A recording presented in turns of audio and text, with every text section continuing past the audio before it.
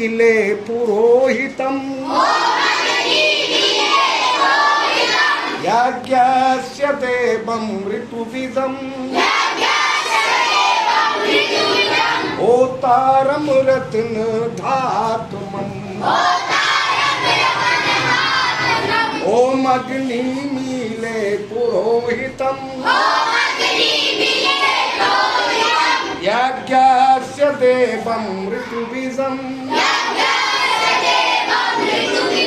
होतारं रत्न धातुमम्।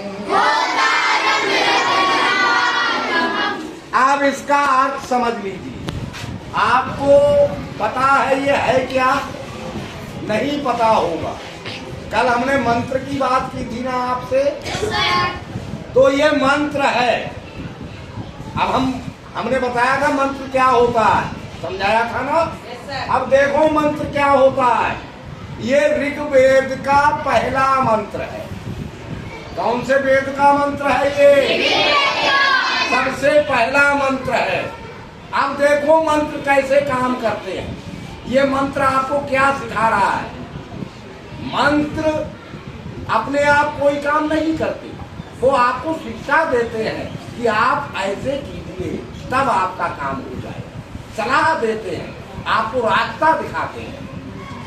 अब इस मंत्र का मतलब जब आप समझ जाएंगे तो आपको लगेगा कि पूरी दुनिया वेदों में समाई हुई है, वेद मंत्रों में समाई हुई है। ओम अग्नि मीले पुरोहितम, इसका मतलब हुआ मैं अग्नि देव की स्तुति करता हूँ। ऋग्वेद में सबसे पहले किसकी स्तुति की गई है? अग्नि देव की। अब देखिए कितनी बड़ी साइंस यहाँ से निकल के आई। ये देखना, अग्नि मीले पुरोहितम, जो कौन है? जो यज्ञ के पुरोहित है। मैं उन अग्नि देव की प्रार्थना करता हूँ जो यज्ञ के पुरोहित हैं। अब पुरोहित जानते हैं आप लोग? नहीं जानते। कभी आपने यज्ञ होता हुआ, हवन होता हुआ देखा है? मंत्र कौन बोलता है? पंडित जी, है ना। तो पंडित जी पुरोहित होते हैं जो यज्ञ के मंत्र बोलते हैं, और वो यजमान होता है जो यज्ञ में सामग्री चढ़ाता है। समझ गए? पुरोहित और यजमान। लेकिन इस मंत्र में कहा जा रहा है ओम अग्नि मीले पुरोहितम, मैं उस अग्नि देव की प्रार्थना करता हूँ जो यज्ञ के पुरोहित है। यानी अग्नि देव ही यज्ञ के पुरोहित है। पंडित जी अलग से नहीं है, अग्नि देव को ही पुरोहित बताया जा रहा है। यज्ञस्य देवं ऋतुविदं, अग्नि देव ही पुरोहित है, अग्नि देव ही यज्ञ के देवता है। अब ओम गम गणपतये नमः इस तरह से तो पंडित जी करते हैं, ये मंत्र नहीं बोलते हैं, वो कुछ और मंत्र बोलते हैं, है ना। हाँ, गजाननम भूतगणात् सेवितम, इस तरह से देवताओं के मंत्र बोलते हैं और सामग्री चढ़वाते हैं, है ना। लेकिन यहाँ पर अग्निदेव की स्तुति करते हुए कहा जा रहा है कि अग्निदेव ही यज्ञ के पुरोहित है, वही यज्ञ के देवता है। किसी और देवता को नहीं कहा जा रहा, अग्निदेव को ही यज्ञ का देवता कहा जा रहा है। न गणेश को, न ब्रह्मा को, न विष्णु को, न महेश को, न किसी और को। ऋतुविजम, अग्निदेव ही ऋतुओं को बनाने वाले हैं। आप देखिए साइंस निकलना शुरू हो गई। पहले तो अग्नि की प्रार्थना कर ली, वही पुरोहित है, वही देवता है, वही ऋतुओं को बनाने वाले हैं। अब आप लोग पढ़ते हैं, आपने साइंस और एसएसटी पढ़ी है, नीचे हम आपको साइंस का भी एक पैराग्राफ पढ़ाएंगे, पर पहले समझ लो। आपने साइंस और एसएसटी में पढ़ा है ऋतुएं कैसे बनती हैं। किसी बच्चे को पता है या दोबारा बताना पड़ेगा? पता है? अच्छा बताओ कैसे बनती है। नहीं पता? पृथ्वी के सूर्य के परिक्रमा करने से, जब पृथ्वी का कोई हिस्सा सूर्य के सामने आता है और किरणें सीधी पड़ती हैं, तब गर्मी ज्यादा होती है। जैसे जैसे पृथ्वी घूमती है पृथ्वी पूरी बॉल की तरह गोल नहीं है, पृथ्वी अंडे की तरह गोल है। अंडा भी गोल होता है ना, बॉल भी गोल होती है, लेकिन अंडे की आकृति और होती है, बॉल की आकृति और होती है, अंडे की जैसी गोल है। तो जब अंडे के जैसी गोल चीज घूमेगी तो कहीं पे कम कहीं पे ज्यादा हो जाएगी, या नहीं? तो पृथ्वी जब अपनी जगह पर घूमती है तो सूर्य की किरणें जब सीधी पड़ती हैं तब ज्यादा गर्मी होती है, सीधी पड़ेगी ज्यादा गर्मी होगी। जैसे जैसे तिरछी पड़ने शुरू होती जाती है वैसी वैसे गर्मी कम होती जाती है, कई ऋतुएं बदलती हैं। यानी पृथ्वी की अपनी धुरी पर घूमने से ऋतुएं बनती हैं, है ना साइंस, या नहीं है? और अग्नि का सबसे बड़ा स्रोत कौन है? जोर से बोलो। सूर्य। अग्नि का सबसे बड़ा स्रोत है सूर्य। तो सूर्य अग्नि का स्रोत है, तो अग्नि ही ऋतु बनाने का कारण हुआ या नहीं हुआ? ऋतुएं बदलने का, कभी बसंत, कभी गर्मी, कभी सर्दी, कभी बरसात, इनको बनाने वाला कौन हुआ? अग्नि देव। और अग्नि का सबसे बड़ा स्रोत है सूर्य, इसलिए अग्नि सूर्य से ही बनती है। सूर्य को हटा दिया जाए तो संसार में अग्नि नहीं रहेगी। समझ गए बात है? नहीं समझ पाए? तो ऋतु चक्र का कारण अग्नि देव ही है, और ऋतु चक्र चलता है तभी फसलें उगती हैं, तभी अन्न मिलता है। समझ पा रहे हो? तभी बुद्धि बनती है। जब हम खाएंगे पिएंगे तभी तो दिमाग काम करेगा, दिमाग को एनर्जी मिलेगी, तभी वो पुरोहित बन जाता है अन्न खा के। समझ गए?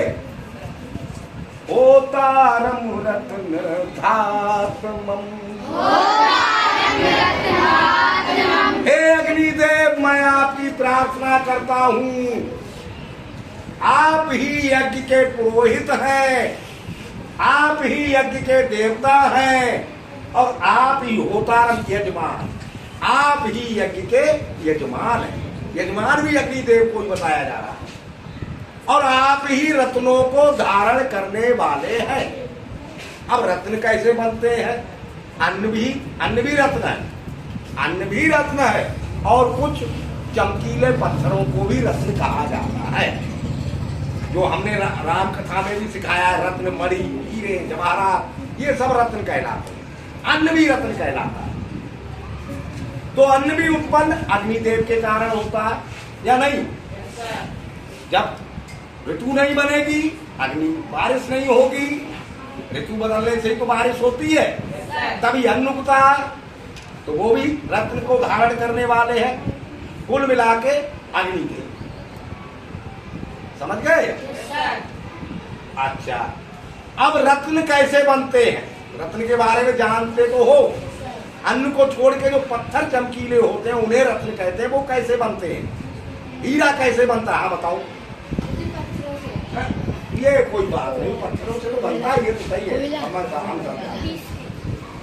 जब कोई रॉक, यहाँ रॉक के बारे में नीचे लिखा हुआ, जब कोई चट्टान जमीन के अंदर दब जाती है और उसमें अग्नि उत्पन्न हो जाती है और दबाव उत्पन्न हो जाता है, जिससे वो अग्नि उस रॉक से बाहर नहीं निकलता और उसी में रह जाती है, तभी वो रॉक चमकना शुरू कर देती है।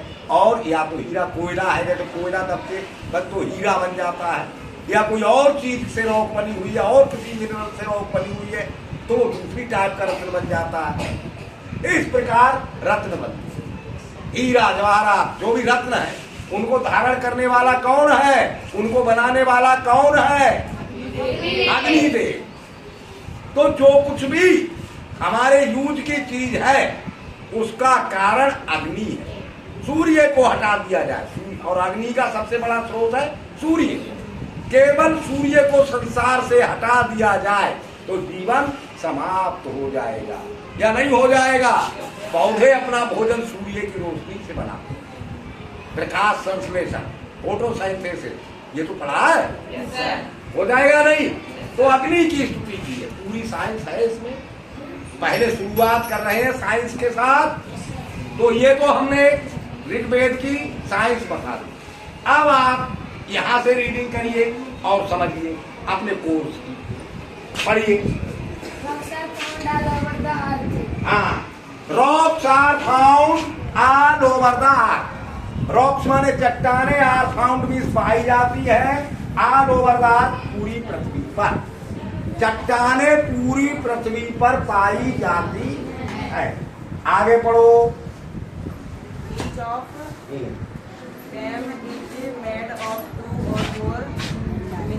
मिनरल, ईच ऑफ दैम, उनमें से प्रत्येक इज मेड ऑफ, बनी हुई होती है, दो, टू मीन्स दो, और मोर या दो से ज्यादा, मिनरल माने खनिज।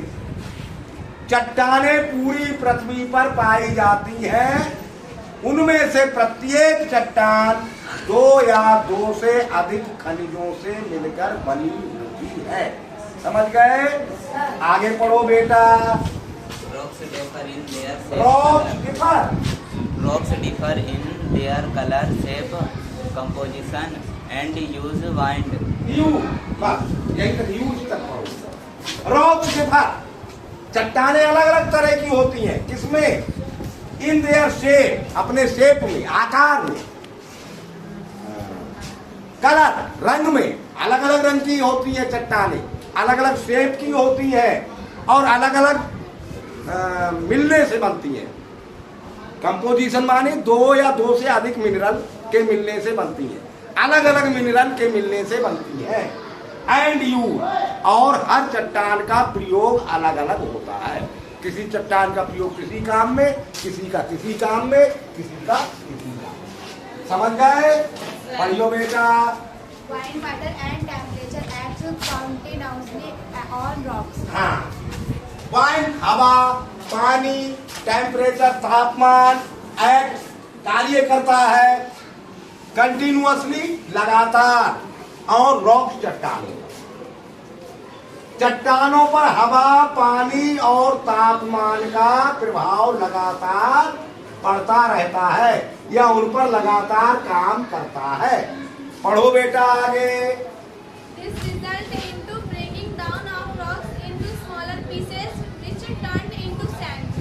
स्मॉलर पीसेस, हाँ, इसके कारण हवा, पानी, टेम्परेचर लगातार चट्टानों पे असर डालते रहते हैं, जिसके कारण चट्टाने छोटे छोटे टुकड़ों में टूट जाती, छोटे छोटे पीस में टूट जाती है।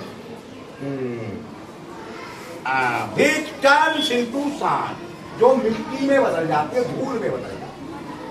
चट्टाने जिन पर हवा, पानी और टेम्परेचर का असर हो जाता है और वो छोटे छोटे टुकड़ों में टूट जाती है, और इतने छोटे टुकड़ों में टूटती है कि धूल मिट्टी बन जाती है।